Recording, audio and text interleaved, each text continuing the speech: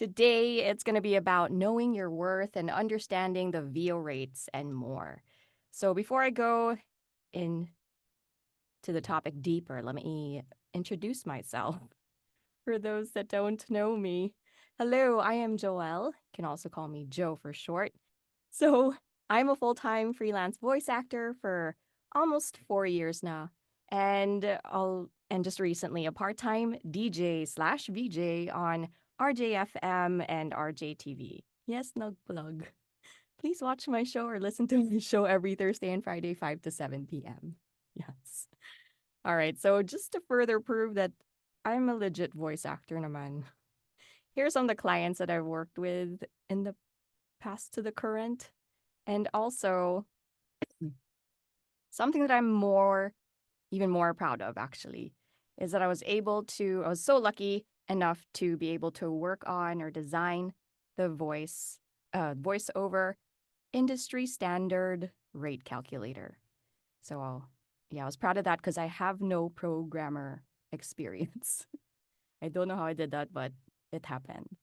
So anyway, this whole thing came about because of my frustration and my clients' frustration. I'm pretty sure your frustrations too. Like all my VO friends are also frustrated having to go through the bajillion pages of our um, rate guide in PDF form.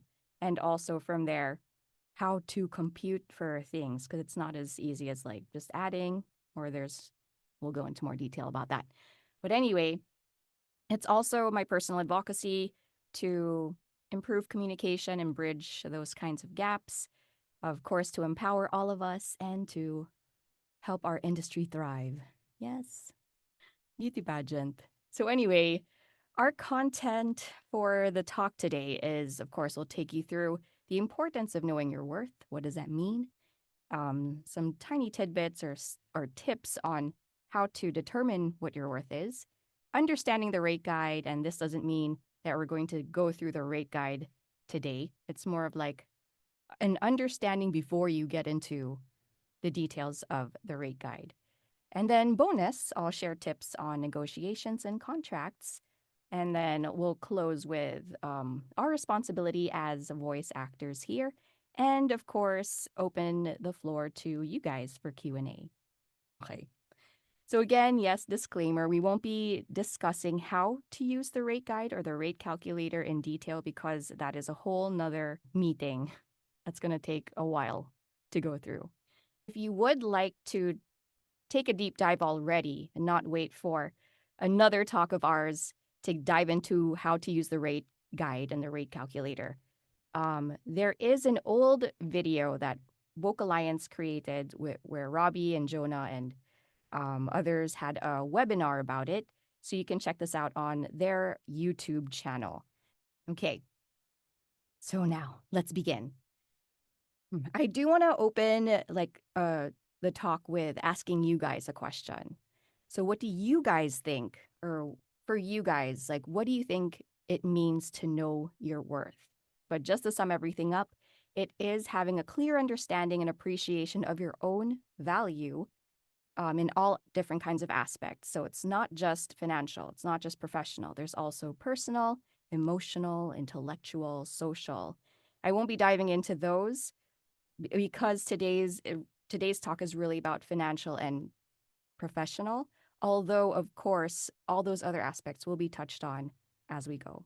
It's also about recognizing your strengths, weaknesses, capabilities, and contributions. So that means, or I also included weaknesses because, of course, you need to know your weaknesses in order to know what to improve. And when you improve, you increase your worth as well. So it's not a bad thing. And lastly, knowing your worth means believing that you deserve respect, fair treatment, and opportunities that align with your abilities and dreams. So it's not just internal, but it's also external, what you deserve from other people. Okay, so let's dive a little deeper on how to determine your worth in VO. So I've prepared a few questions that we won't go through in detail right now, but it's a list of questions that's great to know, or if you guys could take time out of your day to maybe journal about it to help you discover or explore what your worth might be. So One of these questions is, what is my experience so far? So that includes your portfolio, what work you've done already, your skills, and asking yourself, do I still need more training from there? Next is, what skills or qualities do I bring to the table? So this is identifying any specialized skills, such as the ability to perform different accents, different characters, or it could even be your technical skills like audio editing or script writing.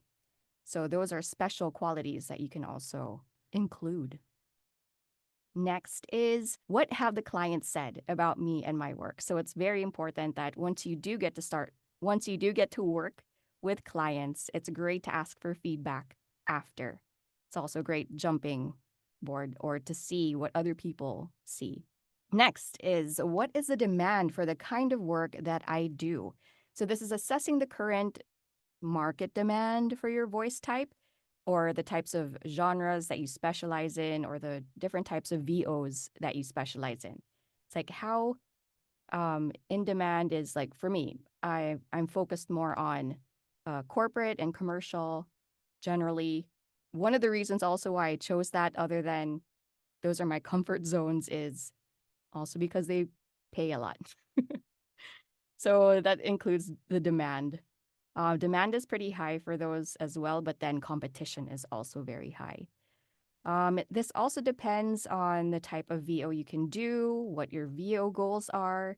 Is it for passion or for profit or both? Next is, what are my operating costs? So this is the part that I find not so fun, but it's very important to know what your operating costs are. That's knowing how much you're spending or calculating your expenses, your business expenses, which include studio time. If you're building your own studio at home, how much are your equipment, man hours, and those related costs. Next, what are my long-term career goals? So, of course, you need to consider how your current rates align with your current dreams, aspirations, and financial goals. So, do you see yourself in this VO industry for the long haul, or is it just for the time being? Is it a hobby? So that also affects like how you rate yourself as well. Most importantly, what is the standard rate for the kind of VO I do? So it's really understanding and learning the standard rates. So, diving a little deeper, importance of knowing your worth as a voice actor in terms of your rates, or knowing your worth in terms of your rates. So, one is, of course, it's important to know your worth because this creates fair compensation, or you need to strive for fair compensation. So, understanding the rates are there to make sure that you are fairly compensated for the work that you do. This helps you avoid being underpaid, undercut, lowballed, because you already know, like, this is a standard. You can't go below that. And of course, it also ensures that your earnings reflect the value of your skills and your talent. And also, of course, what's fair to the industry. So it's not just about thinking about what's fair to you, but it's also what is fair to my VO friends, the community, the industry. Next, it's important to know your worth because of budgeting and planning. So, this helps you budget and plan your finances better because it helps you set realistic financial goals and manage your expenses. Next is negotiation power. This is one of my favorites because how will you know what to negotiate with client if you don't have a base? If you don't have a foundation, you'll just become a sort of doormat and say yes to whatever budget they have. But this actually gives you leverage and it empowers you to confidently ask for what you deserve and back up your requests with these industry standards. So when client goes like, oh, this VO, uh, our budget for this VO is 5,000 pesos. These are the details, la la la. And then when you go through the standard rates, you'll be able to check to see if that really fits the budget, if that really fits the standard rate. But if it doesn't, you can always go back to client, and that is like a teaching moment for you to them. It's a time for you to educate in a nice way. Saying like, thank you for sharing your budget. Unfortunately, according to the standard rate, this is actually 10,000 pesos. Is there any leeway to meet at the standard rate or somewhere near it, you know, where both of us will benefit? So things like that. We'll also get into some more detail on that when we get to negotiations. But yes, it gives you leverage to do that. In that way, also, during the negotiation power, if they see that you know your rates, the standard rates, and that there are standard rates, clients will see your confidence and professionalism and they'll be able to see what they're paying for. Next is market competitiveness. So, knowing your worth also helps you stay competitive. It ensures that your rates are not too high or not too low compared to others in the industry.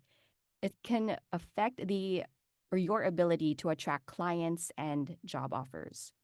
Greater competitiveness actually creates more productivity and better quality of our services because we're all trying to work hard to just be better, to be able to be enough for the rates or enough to be paid that much. So, as you know, if you pay too high, clients will definitely expect that you are a veteran, that you're a pro, which means higher expectations of your talent and your skills. Or on the other hand, naman, if it's too low, you could also be seen as cheap or unprofessional, or clients could be asking, like, what's the catch? Like, it's like, thank you, but why is your rate so low? It also might come off like you might be difficult to work with or might be taken advantage of easily. So, what we need to understand and help client to understand also is that our talent and skills should be the basis more than the budget. But of course, that's in a perfect world. And next, professional growth. It's important to know your worth because it helps you motivate you to level up and invest in further training, more tools, and the like. I mean, if the rate is low, how can you pay for training? How can you pay for a new mic or an interface or a computer and things like that? And lastly, of course, going back to maintain standard rates. So knowing your worth helps maintain the standard rate because this is what, as you know, the standard rates are what keeps the industry afloat. If we aren't guided by the rates, everyone will accept low-balled rates, and when everyone accepts low-balled rates, that will eventually become the standard rate. And even if that becomes the standard, if it is low and it keeps getting lower, you won't be able to cover for your expenses anymore, and more importantly, your savings. And I mean, why else are we working, diba? If not to save for the future. Okay, so that is part one. Part two is a little more complicated. Not I'm going to make it as easy to understand as possible, but this is sort of a prereq or a foundation or a way to set your mind to finally really understand how to use the standard rates. So these are some concepts that you need to know. It's also great information to know in case clients ask, because you have to be the expert in your field. So it's good to back yourself up with this kind of knowledge, because knowledge is power. Okay, so understanding the VO standard rates. So, as you know, the rates can be found in two formats right now. That's the PDF and the online rate calculator. And what's important to know is that this rate guide is actually made by legit experts in the field. And those include the Commercial Audio Production Group, or the CAPG Group, which include the top production houses and studios, namely HIT, Sound Design, Loudbox, Kerplunk, Wonder Collab, and Digitrax. Of course, there are tons of other amazing studios and prod houses out there, but they're the ones that really form this group and that really worked hard together with Vocal Alliance and voice actors at PH for years, actually, to come up with these standard rates. And what they did was this version of the standard rates, because it already went through a few.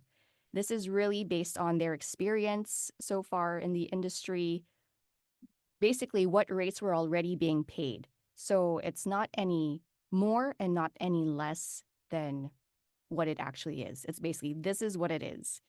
But of course, it's still open to adjustment. We'll talk more about that later.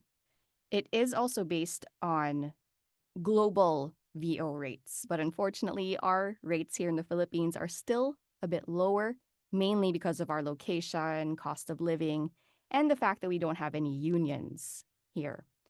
So this is very important because there you might come across other standard rates out there, but this one really is the base foundation made for all of us. Okay, another thing, it's a guide. It's not Bible or it's not gospel. It's not a strict rule that you have to follow perfectly to a T. It's really your foundation, your basis, or an anchor for you to make the right decisions and have an idea about how to compute for your final rate. So, yes, it can still be adjusted within reason because this is really just a guide. And of course, it was made for us just to make our lives easier. Next concept or idea. There is no one rate for all types of VO. So when I started also, I thought there was. When I finally got to see the rate card, I'm like, oh my gosh, this is overwhelming. But I love how detailed it is because it's true. There are 20 types of VO that have different components and different factors to consider, such as usage, reach, length of the script, location, your role, complexity, and other requirements. And we'll also go through each of those things. But yes, there are 20 types of VO. And how can one rate justify all of those things? Okay, so just to take you through a quick definition of terms of the terms that I just used there. So one is usage, where the material be used or published. So what platform is this? Is this an event? Is this for TV, for radio, for web or digital, etc.? And of course, the wider the reach or the bigger the audience is on that platform, the higher the rate usually is. So that's an important note also to remember. Next, script length, of course, is important because you need to know how long or short a script you're going to be working on. And of course, this will also determine how much work you'll be doing or putting effort into. And given the amount of work or whatever amount of work or effort that you put in, that should also be compensated for. Next, role. So role can be, are you the announcer in this project? Are you the character? Or are you doing a promo? And each of these three, and there are other roles as well, but these are the main three. They each have a specific rate as well. Next, location. So the rate guide, the rate calculator, they cover our rates here in the Philippines, meaning if the materials will be aired here in the Philippines. But there are some cases where client would like to air here, but also air in other countries. And airing in other countries, that's like additional placements. So that also has specific computations. Next, complexity.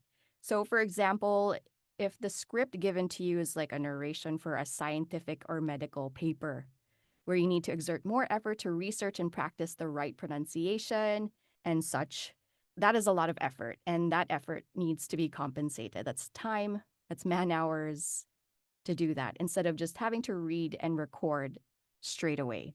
You need to like go off and do some research, and the research takes time. The practice takes time, and that time needs to be paid for. Next, time syncing. So some clients will also ask for this. This is when you record and edit the VO according to specific timestamps. And because this requires you to either record according to the timestamp, which is an extra effort to do, or you record the whole script straight away and then edit according to the timestamp after. Each way you go, it's an effort. You know, it's additional effort. So that requires compensation. And lastly, file separation is another thing that clients sometimes ask for, which is also quite tedious. So this is when you record and then save chunks of the recording into separate files instead of saving that whole entire recording as one file. So imagine just having to record, chop it up, save per chunk, keep changing the names of each of the files per chunk. It'll take a lot of time. Okay, moving on. Next is, and this is something that is actually a topic of debate, but Vocal Alliance actually has an answer for this. I'd also like to hear what you guys think. But the rates actually are for everyone. Whether you're a beginner or a pro, the rates are the same. Or at least the guide is the same. Why? Because one, never underestimate a newbie. If you've probably noticed, for those that have already been in the industry for a while, there are amazing new talent, some that are even possibly better than veterans. So you can't put that aside. Also, if you notice, the playing field is actually more leveled than you think. What does this mean? It means that clients generally don't care if you're a newbie or a vet, as long as you get the job done. And of course, done well, efficiently, and professionally. And what really defines, or what is really the difference between newbies and veterans, is portfolio and clientele. Or that's really the only difference of why veterans would be ahead of newbies. Otherwise, talent is completely leveled. And also, just like in sports, you're only as good as your last game. So it's kind of the same here in our industry, where you're only as good as your last project. So that's why we have to keep training, we have to keep upskilling and all that. And of course, the rate guide is also here to motivate us to level up our skills, because we want to be able to meet, or to be good enough to be paid that standard rate. What to do? Okay, this is really my thoughts on this, my suggestion. So I'm thinking, like, as for newbies, use the rates as a base, and then you can increase your rate if you wish as you become a veteran. That is one way to go about it. But the best thing to do really is, before you really start work, really try to make sure that your skills, your talents are all in place, so that when you get out into the professional field and get paying work, like, you will already be worth the standard rate. Yuan. Basically, let's avoid the lowballing. Part 3. Okay, so in this next part, we'll talk about the things you need to know about how to compute for rates, to make it easier for you to use the rate guide eventually, and of course, to compute your rates properly, so you don't always have to ask me. Because it's not just about adding all the rates that you see on the rate calculator or the rate guide. Okay, so first tip. When you have an audition or any casting call and they reply, always ask them for the following information in order to get the right rates. So 1, how long is the script in terms of number of words or duration? Because you'll see that also when you go through the calculator, you have to pick those items in order for the amount to pop up. Also, where will the final material be used or published? So this, of course, you have to know, because is it going to be broadcast or non-broadcast? And yeah. What is my role? Again, like I mentioned earlier, are you the announcer, or are you playing a character, or is it a promo? And will there be edit downs or derivatives? And I'll take you through those in a bit in another slide later. Will you need time syncing, file separation, etc.? All those extra stuff, any extra requirements. And of course, what is your timeline or your deadline for the recording? Because if it's urgent, then you can charge a rush rate. So these are things that will affect how you compute for your rate. Next, mindset or idea. The May bigger the... question lang ako dun, Joey. Yeah, go Sabi ko, ahead. yung rush rate po ba, separate pa sa mismong meal na, yung sa mismong rate mo? Or tataasan mo lang yung mismong rate mo? What I do, because rule of thumb generally is to be as transparent as possible with client. that Okay. builds trust. So it's best to give them the breakdown. It's like, this is how much the standard rate is, and this is how much my rush fee is. So this is the total. Okay. Yeah. And just Thank to you. let them know na, if you don't want it, if you don't want to pay for the rush fee, give me some more time. Okay. Badly put. Yun. Okay, we have a few more questions. Let's Okay, do thank you, this. Don, for that. I think Gab and CL would like to have a follow-up question on that. Okay. Gab, go ahead. Hello, Ate Joel. Good evening. Good evening. I'm not sure if meron kang separate part for this question ko kasi or pwede ko na siyang itanong. Go ahead. Kasi I encounter clients na ano na they already have parang yung budget for whoever they're gonna hire. Mm-hmm. Pero minsan kasi yung budget that they have for the material is it's lower than what the standard rate tells. Mm-hmm. Do we have parang tama ba na we bargain before we get casted or after we get casted na tsaka tayo mag-bargain ng, this is our standard rate and then tsaka natin sila, sabihan na baka pwedeng higher or what. Kasi Yeah. nahihiya po akong mag-bargain if I'm not yet the chosen talent. So, your advice po. Um, that is a really good question, and it happens a lot. Uh, Normally, what I do, and it also works most of the time, is I let them know that you always find that moment as a teaching moment to them. It's a way to share information that we have a standard rate. So, like I said, like you would state, uh, this is the actual standard rate for that kind of project. Would there be any possible leeway to negotiate for higher, you know, or to meet somewhere halfway or fair, meet at a rate that is um a good middle ground for the both of us. Parang ganon. It's always two-way when it comes to negotiating that. Um, but it really depends on you. If you want to accept that, if you're okay, if it covers what you need, then go lang. At the end of the day, the rates are just a guide. But you're the one that will determine, if you want to take it or not.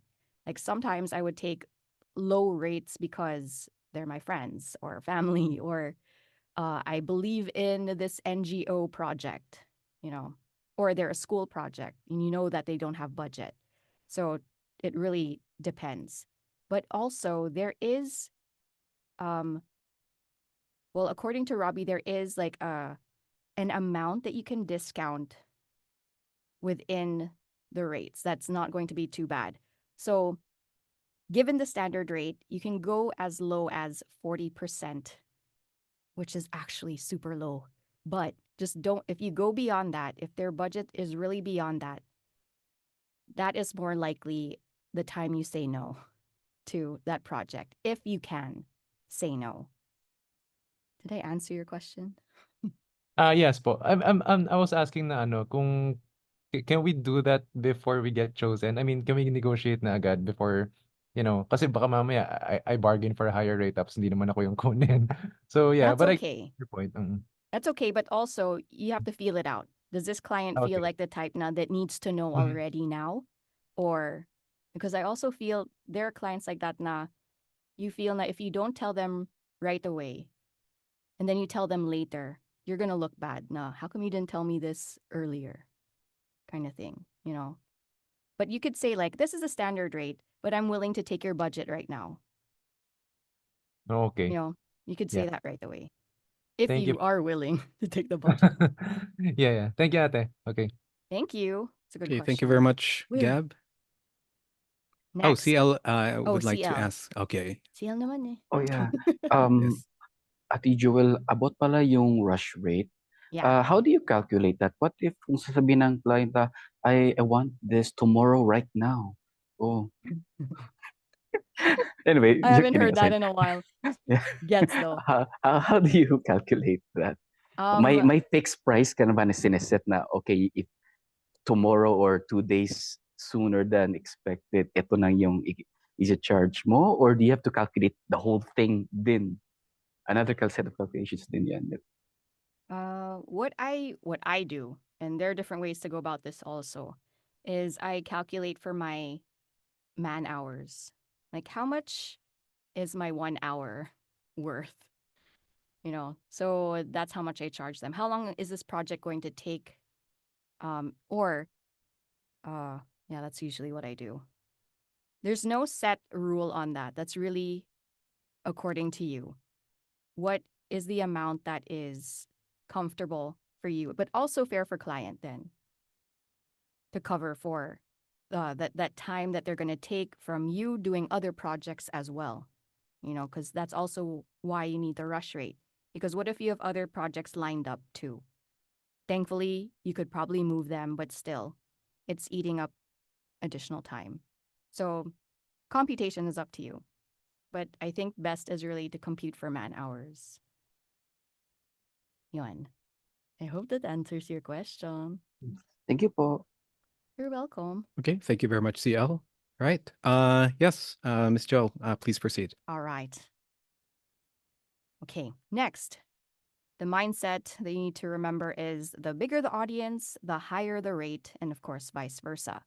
This is because the bigger the audience is, the bigger the market value. And when the market value is bigger, that means that clients will get more returns back. And so you help them in getting more money, basically. So your value also is higher that way. Without you, they wouldn't have achieved that. So that also gives you, that's also the reason why the rates are that way. This is usually for broadcast, and especially when you have to mention the brand name. When you mention the brand name, it's sort of like a premium on your voice, and it should be paid higher, and it's usually done with a lockout, sadly. So yun, things to note. Next, so now we're going to go into the edit downs and derivatives, which I mentioned earlier. And these are usually add-ons. So for example, client will be like, I want a 1 minute corporate AVP. It's a really fast AVP. Let's say it's a corporate material in a 1 minute, but I also want to trim it down. And that's what they mean by edit downs. So I want 2 edit downs of this main material and 1 derivative. Sometimes they'll ask things like that. So you need to know how to compute for that. So just to define, edit downs are the edits or cut downs of the main material or the mother material without any script changes, which means you just have to, the work is on their end. Your work is already done recording, but they do still need to pay for the placement of these edit downs. And then for derivatives, definition is it's kind of like edit downs, but the difference is there are script changes, which means you need to exert effort again to record or re-record some parts of it.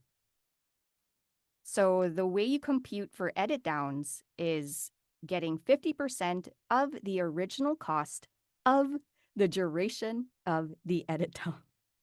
What that means is from that 1 minute corporate material, let's say they want a 10-second edit down.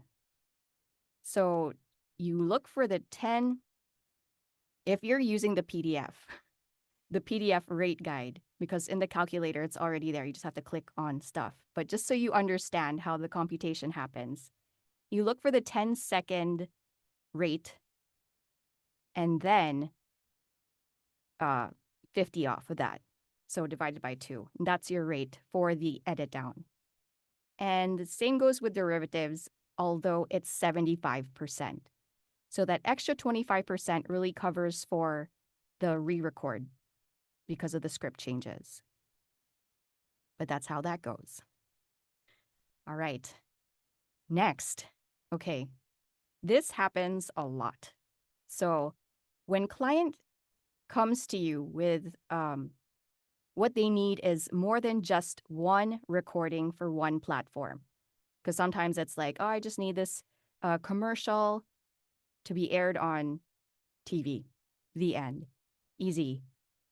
But there are some clients that are like, I want this to be a corporate AVP, also posted later on our socials and then on our website and whatever.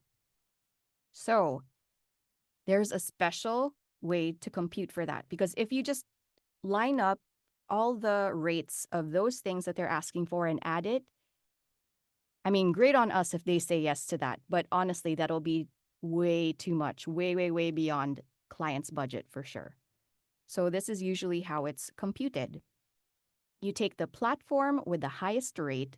Usually that's a broadcast, VO or web or digital. Those are usually the highest rates, plus 50% of the second platform, or third or fourth or fifth. For the succeeding platforms, you just get 50% of that. And that becomes your total. And yes, net. Please note that all the rates are net of taxes, which means they don't include taxes yet. So make sure if client has any taxes, it's on top of your rate, not included in your rate, or sometimes that might cut off a lot. It might chop off a lot of your money. So always taxes after your rate, on top of. So let's do like a quick example. So if client says, how much is your rate for a 60-second internal corporate video that'll also be posted on social media, not boosted? So let's say these are the rates that you'll find on the rate guide. Internal corporate is 12,000 pesos net for a 60s corporate material. And for web, non-commercial, which means it won't be boosted, that is 15,000 net. So the way you compute that, of course, is you get the highest, which is web. So that's 15, plus the internal corporate rate, which is 12 divided by 2, because that's 50%. And then 15 plus 6,000, your total is 21,000 for that project. There. That's how you compute for more than one platform. Okay, next, revisions. You probably also see this on the rate guide. The number of revisions covered by the rates that are in the rate guide is usually 2 minor, please note minor, revisions or re-records up to, okay, so minor because these are revisions up to 30% of the script based on word count. So you get the total number of words, you get the 30%. How many words is that? That is the amount of revisions you can give for free to client for each of those two. If they want more, then they need to pay. Nice. Next is if you yourself as the voice actor make mistakes, of course you need to offer that for free. It's not their fault. And a tip is to make sure to remind client to consolidate all the revisions needed to save on their number of free revisions per session. Because sometimes you might encounter clients, and I find this pretty annoying, when they go back and forth to you with one revision at a time. And then, but you'll have to say like, sorry, that first one was already considered one revision. Like if they really want to maximize their revisions, but also maximize your time as well, it's best for them to list everything down already and then give it to you in one go. Okay, usage rights. First off, in perpetuity. So this is a term that you will come across, and it's a very, very tricky term. This means that the client has the right to use the voiceover indefinitely. You're not sure until when, and without any limitations. And the way the usage works is the recording can be used forever across any platform that was agreed upon. Yes, forever. Yeah. So if you give them a rate and you allow them in perpetuity, you need to let go that you have to let go of the fact that they can use your voice as long as they want, forever, without having to ask you anymore or having to pay you anymore. But it has to be still within the agreed platforms, meaning if client says, if let's say it's a corporate ABP again, like it usually you can give it in perpetuity, but you have to tell them that they cannot use it for any other platform but internal corporate. They cannot choose to just one day post it on social media without your consent. And when they do, you need to ask for additional fees. So another example of that would, let's say for jingles, if a voice actor records a jingle for a brand and the brand uses that jingle in their ads forever without needing to pay you again, basically. So that's how in perpetuity works, meaning forever, unlimited usage time. Next, buyout. So this is a one-time payment to the voice actor for the rights to use their recording. This payment covers a specific period using a specific scope. How it's used is that client can use the recording as agreed upon. For example, like for a year-long campaign or within a specific location or geographic region. An example of this is a company pays you a buyout fee to use their voice in a commercial that will air for 1 year across national TV and online platforms. The thing about buyouts is we don't normally use it here in the Philippines. In terms of how we use our rates here, a buyout can actually be just the rates in general, how we normally go about our rates. Although, when we get into lockouts, it kind of overlaps in a way. Here in the Philippines, lockout and buyout could be the same, but also different. But basically, lockout on its own means it's a restriction on working with competitors. It prevents them from working with competing brands or projects within a certain industry or category even of or for a specified period. There's always timed. It's unless they do in perpetuity lockout. Let's talk about that later. Anyway, usage for this is that it ensures exclusivity for the client, meaning you cannot lend your voice to competing products or services. And not just products or services, sometimes it's industries that are similar. So for example, a voice actor who records a commercial for a soda brand might be under a lockout agreement that prevents them from voicing any other soda commercials for 6 months, let's say. But this is one point that is very, very, very important. Never, ever, ever accept a buyout or a lockout in perpetuity, especially a lockout in perpetuity. I'll explain why later because it's really that important to know. It is not recommended, but if you really, really have to, there is actually a rate computation for that, which is, or the original amount or the original rate times 4 or all the way till times 10. So times 4 to times 10 of the original fee. So in perpetuity, yes, it's a tricky one. It is quite problematic because there's so many ins and outs of it. I will say, though, that it's not 100% bad. There are types that you can allow in perpetuity. We'll get into that.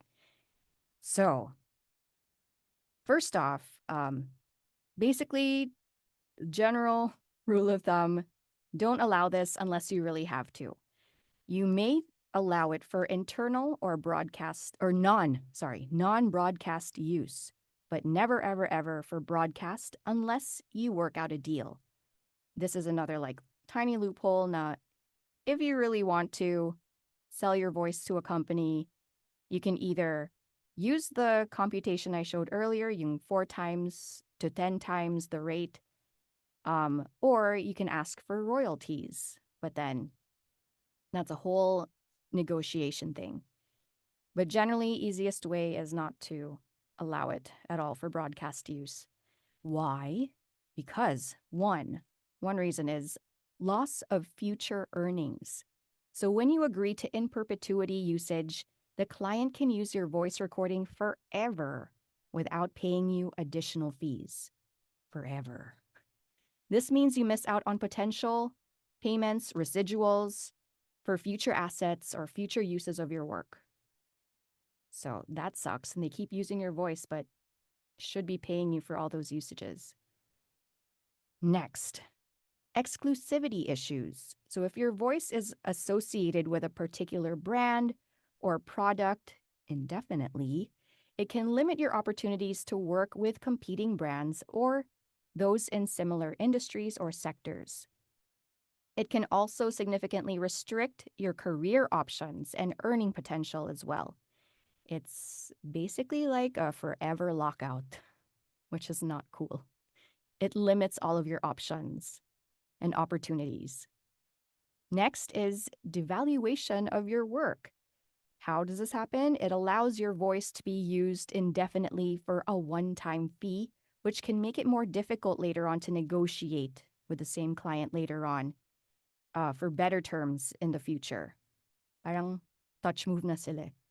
It's like client will be like, when you try to get back to them and be like, oh, I changed my rates, it's higher this time, they could easily go like, but this is the rate that you gave me. This is how, like, why? And they could easily just drop you right away. But that could also be a filter for you to say, like, you're not the kind of client I want to work with. But yun, devalues your work. Next, lack of control. So because they own your voice now for that material, you lose control over how and where your voice is used. Client can also use your recording in ways that you may not even like. So this is so true for AI. It can also possibly harm your reputation. So you don't know how they're using it and if you like how they're using it. Lastly, market saturation. So because they have, especially AI, since they have your voice, they can be used by like several times by one client or several times by several different clients. And this will lead to market saturation or overuse of your voice. And it'll make it harder for you to find new clients that is looking for the unique voice because your voice is too recognizable, too out there. Yun. So, yun. Those are also the reasons why it's scary to get into AI because of that, all of this, really, all of those points. Yun. And yes, always note that clients are renting your voice. They're borrowing your voice for a price, not buying it. That's why they cannot own your voice forever. Although there are ways around it. Okay, a little more about usage rights, breaking them down, broadcast versus non-broadcast. In terms of audience, so you know that broadcast means it's reaching a bigger, wider audience. Opposite is, non-broadcast. It's a smaller audience. In terms of lockout, for broadcast, there usually is a timed lockout up to 15 months. So it depends on client how long the duration is, but there's always a duration of time. And if they want to extend the duration, they need to pay you an additional 50 to 75%, that's up to you how much, per year or per additional campaign period. But of course, when you're locked out here, you cannot accept any other competitor brands. For non-broadcast, though, there are no lockouts. So that is something important for you to note because if client ever asks for you to be locked out for an internal project or a non-broadcast thing, you can tell them that you don't accept any lockouts for that because you shouldn't. It's not being aired publicly anyway. Next, for broadcast, in terms of in perpetuity, as much as possible, never, ever offer that. And for non-broadcast, it's a maybe. So it depends on the type of project and the type of client and all that. Usually for internal stuff, I would allow in perpetuity, especially if I feel that, oh, this is just going to be a one-time use for sure. They're not going to need to use this over and over again. I'll let them have in perpetuity. Or if I know that it's for a smaller group of people, let's say a corporate AVP again, it could be an AVP not necessarily for the entire company, but just for a small department. And I'll be okay with them reusing my material for that. Also, it looks good, for clients like, oh, yay, I don't have to keep paying to use this material that I'm not going to keep using all the time. And of course, for the rates, broadcast, as I mentioned earlier, this is based on total running time, or TRT, and non-broadcast is the total number of words. So for total number of words, that means like it could be like a 1-minute material, but the amount of words that you actually have to read is only, let's say, 30 seconds. So they just need to pay you for the 30 seconds, basically. But versus broadcast, which is the total amount of time the material is. If the material is 1 minute, then they need to pay you for the 1 minute, even if your voice is just 30 seconds of that. Additional loadings. So this term, additional loadings, you'll see this in the rate calculator, but basically it just means add-ons. So some of the add-ons there are only really 2 add-ons. One is script revisions. So sometimes in our job, we will need to revise the script for clients. And these need to be minor revisions lang, up to 30% of the original script. They are allowed this 2 times. And any additional revisions is, of course, an additional fee. If the project or the booking has already surpassed 30 days old, the original rate applies for the total number of words needed to be recorded only. Meaning, it's not free anymore because they've already gone past 30 days that they didn't get back to you for any revisions. So it's kind of like treating it as a new project, but it's discounted because you only really need to charge them for the amount that needs to be edited. You can also treat this as a derivative, depending on how you want to negotiate things. Second additional loading is material airing in other countries. So I mentioned this earlier. The way you compute for this is really 50% of the initial fee for every additional country that it will be aired. Or it can be packaged for a lower price if there are multiple countries that they want to re-air the material in. So for example, the project rate for one material is 10,000 pesos here in the Philippines. But then they also want to air it not just here in the Philippines, but let's say in the US or Australia.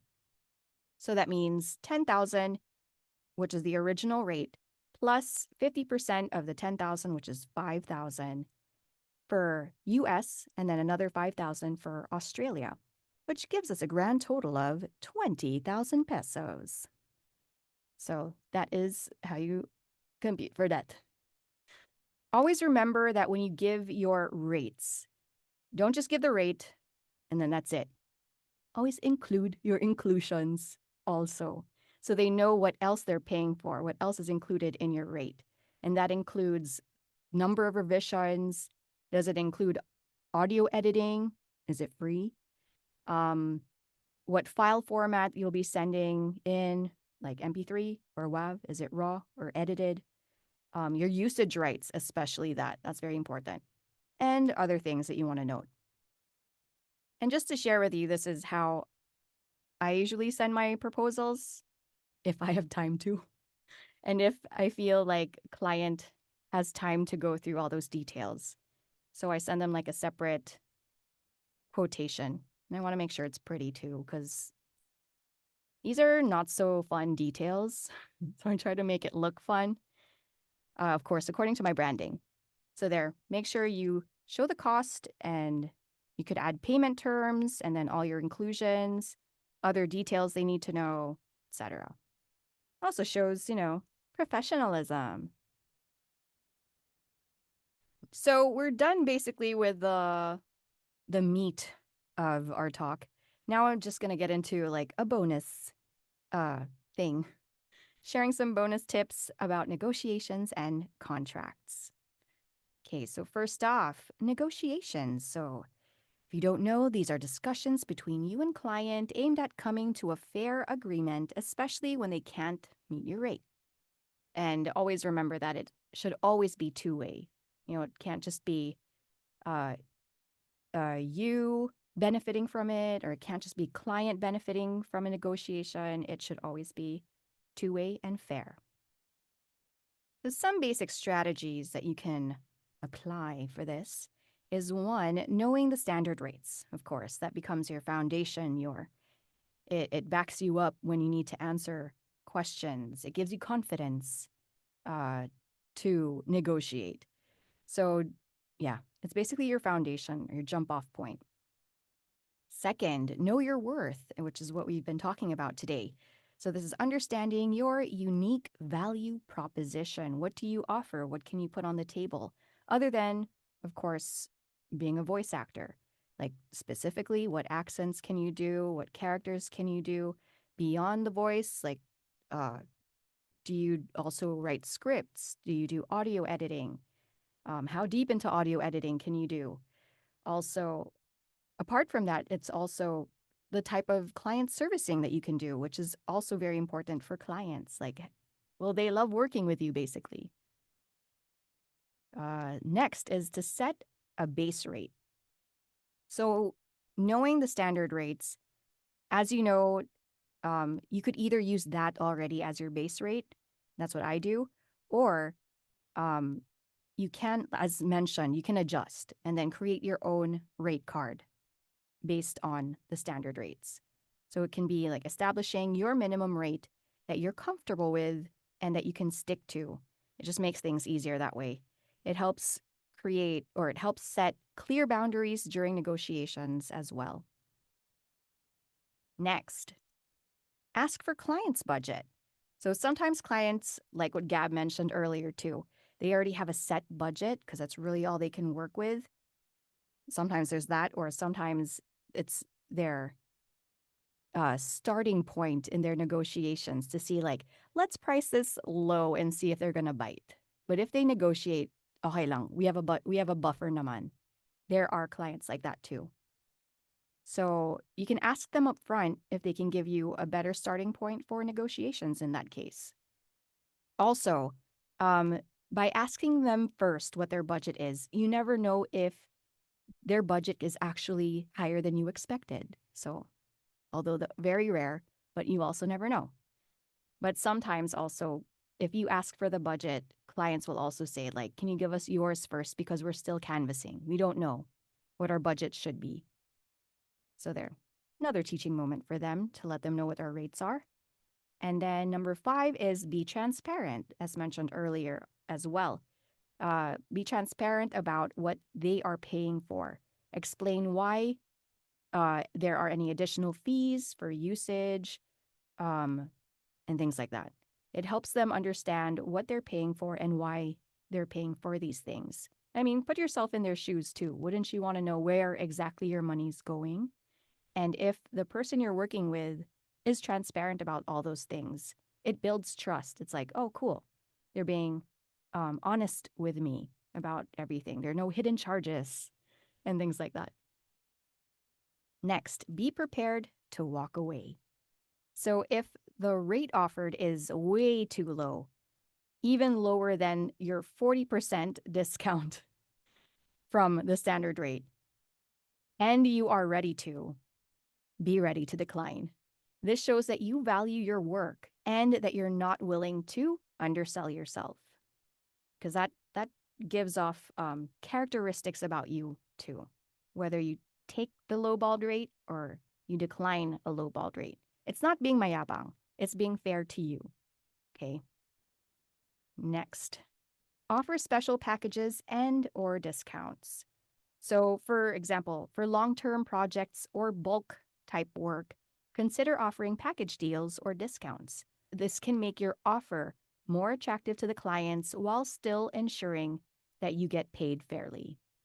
And it's also fair for them. They get to save. Okay, number 8, and the last for this slide, stay professional, positive, and respectful. Because negotiations can be a very tricky time of your whole VO process because you're talking about money.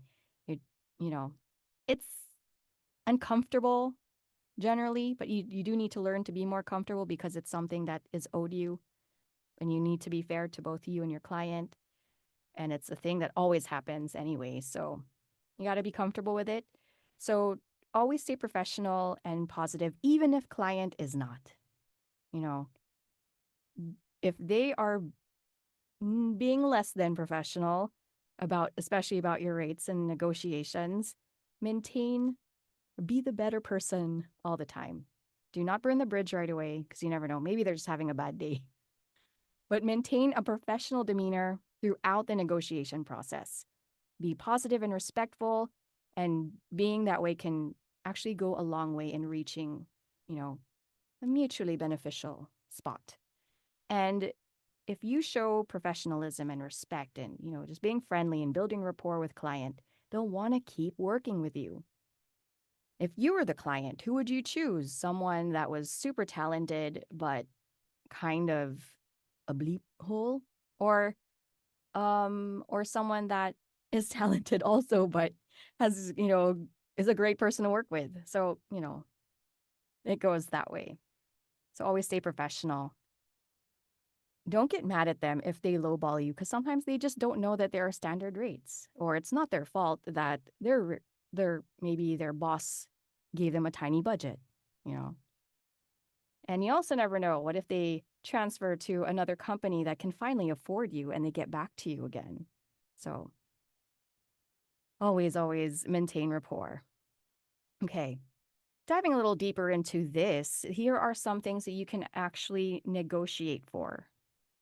So one is number of revisions. So as I mentioned, the rates usually cover 2 free revisions. Sometimes clients, because they will ask for more. But if their budget is lower than you want, you can always say from the 2, I'll just include 1 revision along. And if you need more, then you'll need to pay me an additional fee. Next is audio editing. Like, will you offer free audio editing? Will you charge for this? That depends on you. Special discounts, and as mentioned, up to 40% and not more than that. But honestly, try not to make it reach 40%. 40% is crazy. 40% discount is too much, actually. But just more than that is crazier. Next, you can also negotiate deadlines. So as mentioned, if their rate is low, but they're also asking for it to be rushed, you can say, badly put, if you can't reach my rate, can you please at least extend the deadline? Because it will eat into my other projects or work or whatever. Next is long-term collaboration. This is something you can ask for. It's like, if you can't reach my rate right now, is there a chance that you could still get me or we could create a long-term partnership? If you could get me for your next videos in your pipeline. This is tricky though, because sometimes there are clients that use this just as a sneaky negotiation line. Just to hook you, but they never really come back to you again after that. So just, be wary of that. Maybe you can also create a contract stating that this will include a long-term collaboration or that they'll get me again for X number of projects after this one. So contracts, very important. We'll get to that later. Also, another thing that you can negotiate for is the use of final material in your portfolio. So always ask for this, honestly. Like, it doesn't even have to be a point of negotiation, but if they are being a little strict about it, it also depends. Sometimes may NDAs talaga or confidentiality of the material. At least get a copy for your own personal use. You don't necessarily have to put it on your website or launch it on your pages. just at least, have a copy for yourself for, I don't know, future reference, future use. And then you can also negotiate for other X deals. Like I have one client, my rate for the project was 30,000 pesos. Their budget was only 15.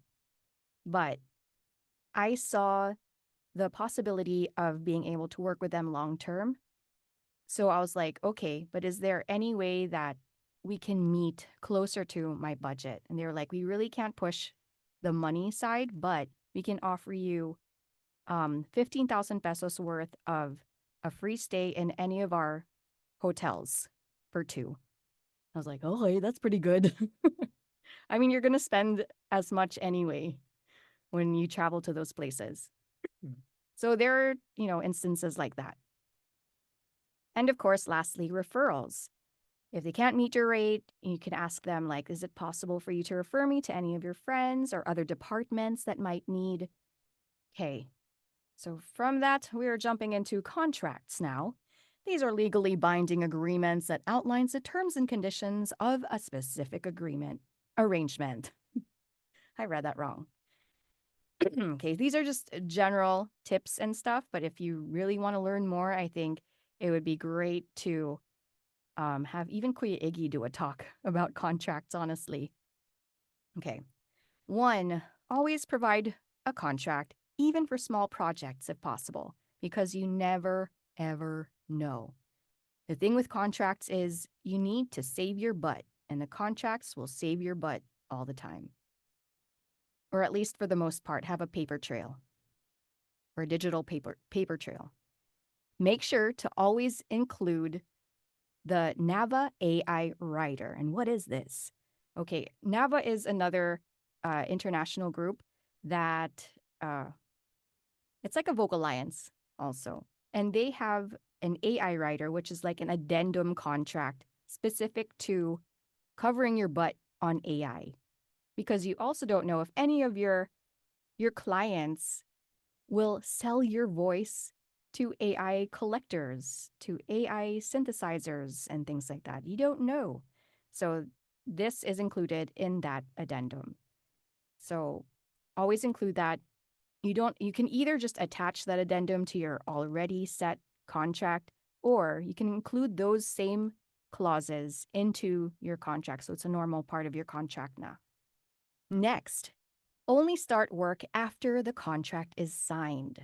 Okay. Or you can start work even before the contract's signed, but don't send it out to client yet, just to be sure.